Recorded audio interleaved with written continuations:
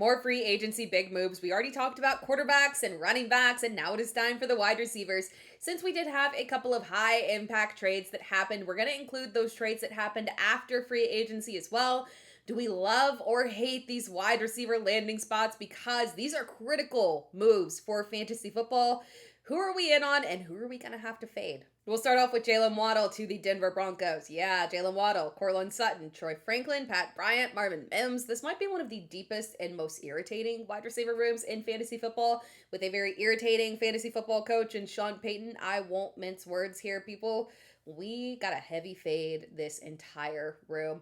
And quite frankly, the Broncos as a whole, we talked about this when we talked about the Denver running backs and the running back free agency video as well, with them re-signing J.K. Dobbins. All of this is fine for the Broncos, no issue there. But for our fantasy purposes, this offense is going to be a mess. Waddle's production over the past couple of years was truly not his fault. It was 100% on Tua. He is more than capable of being a target leader here. You will instinctually want to push Courtland Sutton out because of his age, but he has been the most consistent with Bo Nix in back-to-back seasons. Troy Franklin's college connection with Bo Nix came pushing through in full force last season, and he had just 10 fewer receptions than Courtland Sutton. This screams a very even split in terms of usage, and you won't be able to trust any wide receiver on a week-to-week basis to actually put up wide receiver one numbers. A lot of this will probably be matchup based. Overall, it's a very crowded group of guys that you will need to draft as flex options, because you are just going to end up with a headache if you're trying to actually rely on them as your wide receiver 2, God forbid your wide receiver 1, on a week-to-week basis in this offense. Quick note on the Dolphins. They are absolutely taking a pass catcher with their first pick of the first round. Probably a wide receiver. I wouldn't put it past them to go with Kenyon Sadiq. That's perfectly fine too. But whoever they draft will be interesting for us for fantasy football, because the Dolphins wide receiver room is very empty and underwhelming. They will immediately have whoever that drafted receiver is or pass catcher go into the first look in the offense unquestioned. So honestly, the Miami offense, right, it was going to be a low pass volume offense focused on efficiency and the run game, right? But I will be very interested in whoever they pick from a dynasty perspective and from a redraft perspective as well, because the ADP will be so low enough that we will have a potentially high target share that does give us a chance where, even if it doesn't happen right off the bat, at some point could hit big in 2026. Now we're going to do a free agency and trade combined. We'll talk about Alec Pierce and Michael Pittman. We will talk about Alec Pierce first. This was a big confidence signing by the Colts. This is a you are our wide receiver 1 signing, right? And while it's easy to just think of Alec Pierce as a deep ball candidate, there is versatility to his game for sure. It's just that the deep balls were the most flashy part of the highlights. A 20-yard average depth of target is highly concerning and kind of illogical, but he can handle volume, and he did have multiple games between 7 and 13 targets, so he should be able to handle a wide variety of usage. I do expect the Colts to add another receiver via the draft, because Pittman being gone and Adonai Mitchell being traded, it is literally just Pearson Downs plus Tyler Warren, which is perfectly fine, right? But they're going to need an additional body there. Pittman's exit could be actually more beneficial for Tyler Warren because of the opportunities that will open up in the intermediate area in terms of targets for Warren. So keep your eye on him this offseason for a boost after a very strong year in terms of targets, but one that really lacked upside in terms of touchdowns, which Pittman played a very big role in. Now, for Michael Pittman being shipped off, I would have liked to see the Colts explore more beneficial trade options for us, for teams more in need of a clear wide receiver 1. But honestly, I'm not super mad about this now that I've had time to reflect. We talked about this in the Dynasty Trade Targets video. Pittman is going to be undervalued in ADP. He's always been undervalued in ADP. I'll call it right now. He will easily outperform his ADP in 2026. Pittman would be the type of target that Rodgers will love. Of course, we do need Aaron Rodgers to actually re-sign, but it's assuming that does happen. He will be a target that Rodgers would love. A very reliable target. Pittman is a more versatile possession receiver, so he and DK Metcalf can actually play very well off of each other. DK would have the higher upside theoretically in terms of bigger plays, right? More boom to his game, but Pittman would definitely have the higher floor and more consistent volume. Snaps won't be an issue if they do draft another receiver, right, to add as their wide receiver 3, because they do need a wide receiver 3 because Mike McCarthy typically runs 11 personnel. That's fine. We would still have good volume there because of the fact that we're going to see an increase in pass volume this year with Mike McCarthy. Pittman will be on the field constantly. He can be the target leader in this offense. Mike Evans to San Francisco. I absolutely love this signing. Let's be clear on one thing. Mike Evans, when we assumed he was being back with the Tampa Bay Buccaneers and we were doing early redraft rankings, Mike Evans was the highest ranked of all 3 Bucs receivers between him, Ibuka, and Godwin because he is the best of those 3 when he is on the field. The problem is his ability to stay on the field. That's the issue. And it's a legitimate concern, right? Because the hamstrings seem to be deteriorating year by year. But considering that we know this is an issue, we are going to still be getting a discount on his ADP. But the reason that I love this for the 49ers and for us for fantasy purposes as well is because the 49ers have a George Kittle problem. I don't see how he can return in time enough for the 2026 season. I would expect more of a mid-season return at best, if that, because we do know that the 49ers like to be very cautious and know that they can make it work in season and try not to rush their players back.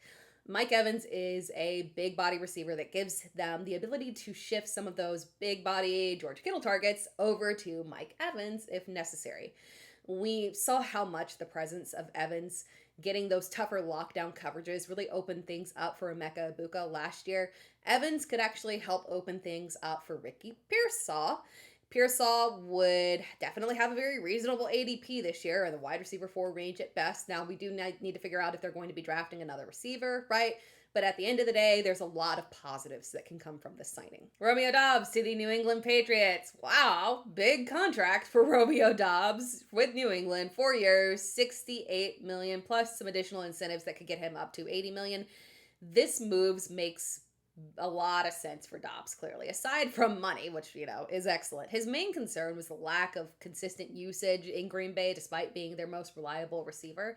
Now he has the chance to step up and be the main guy in New England with Stephon Diggs out the door. Now we have heard rumors that there could be a potential trade, right? And they can always draft somebody. But for right now, things are looking up in a positive way for Romeo Doubs, right? I'm not going to lie, I would have preferred a bigger addition, but Romeo Doubs is a fine add for New England and is definitely an upgrade in terms of situation for him as well. I love my Packers and I love Jordan Love, but Diggs was literally a top 10 receiver in receptions. And quite frankly, he didn't look that impressive all season. So the opportunity for extreme volume is now there for Doubs, and he can absolutely capitalize on it. Again, we will need to watch out for any additional bodies in that wide receiving core. But Doubs could really be an excellent value pick in 2026. Wan'Dale Robinson to the Tennessee Titans. I won't bear the lead. This signing is weird. I don't love it. And it sucks because I do love Wan'Dale Robinson. I hope this works out. I really do. But I don't particularly understand it in terms of overall vision. You have a young, speedy weapon in the slot in Chimere Dike. I would have thought that you would have tried to find a bigger-bodied receiver. Perhaps their intention is to play DK more on the outside because he does have that versatility. He can absolutely do that with Alec and have Wan'Dale in the slot, or maybe revert. I don't know. It's just kind of a weird wide receiving group for me. And yes, they obviously can, and maybe probably will add another receiver via the draft. But again, why are you spending money on Wan'Dale Robinson when you have 2 adequate young players on roster? And what you really needed was a true wide receiver 1 added to the mix. I get that Brian Daboll is, clearly feeling the nostalgia of his guys for sure. But it is a little bit weird. I don't like the combination, right? It doesn't speak to me. So I won't be heavily investing in this one right here because something seems a wee bit off. Now, Ridley, again, just past his prime, unfortunately. I'm not sure why they haven't moved on. He still can be cut. I would expect him to be cut and another receiver to be added. Rashid Shaheed back to the Seattle Seahawks. This is great for the Seahawks because obviously Rashid Shaheed is an absolute game changer, right, on special teams, and he is so versatile. He is worth retaining. I dislike it, unfortunately, from a personal perspective, because you guys know that I was liking Torrey Horton as a dynasty asset with potential upside, and he can still come through. But unfortunately, if we're talking about, Rashid Shaheed, Cooper Kupp, Torrey Horton, splitting targets, just JSN scraps, I don't know if I can get on board with anybody, unfortunately, this season. Hopefully, maybe we'll see an increase in pass volume this year with a change in offensive coordinator, but probably not. They're probably still going to lean run heavy. So it's the JSN show, and everybody else is just kind of there. Darnell Mooney to the New York Giants. I am so happy about this one. Selfishly, I want this opportunity for Darnell Mooney, but really this is great for New York as well. I do feel confident that Mooney can produce as a wide receiver too, and could have a nice bounce back season here. I talked about the Giants as a wide receiver landing spot this offseason as a nice sneaky landing spot, because whoever is the wide receiver 2 in the offense is going to get ample opportunity to gain rapport with Jaxson Dart, since Malik Neighbors will be rehabbing this offseason. We know that Mooney is capable of being a true wide receiver too. He's just been in really unfortunate quarterback situations, but he has still managed to have a 1,000-yard season with a combination of a rookie Justin Fields and Andy Dalton of all people. Then he was just 8 yards short of 1,000 yards in 2024 with Kirk Cousins off of that Achilles injury. So there's more here for Darnell Mooney. I don't feel particularly positive about this from a coaching perspective, unfortunately, in terms of offensive coordinator. I'm not sure that we can actually trust them to let Dart push aggressive pass volume, but Mooney can put up numbers when he's healthy, and this will be a great opportunity for him to take on his actual true role, which is a slot receiver. I would assume that they still potentially add another pass catcher. If it's a high-end pass catcher, a first-round pass catcher, we do have a problem. If it's a day 2 pick, we can still work around that. Now let's quickly hit on some low-end receiver switching teams. Hollywood Brown to the Eagles. I love him, but obviously at this point we all know the good years are behind him. I did want to point it out because some people might be thinking like, okay, maybe A.J. Brown on the move, right? But even if we saw A.J. Brown traded, right, you can almost guarantee they would replace him via the draft. And the intention would not be for Hollywood Brown to fill his role in any way, shape, or form. And we know this because they're two very different types of players. Jahan Dotson to Atlanta. We talked about this in the free agents video. Sadly, the wide receiver 2 role. And I hope he gets the opportunity to be the direct wide receiver 2, right?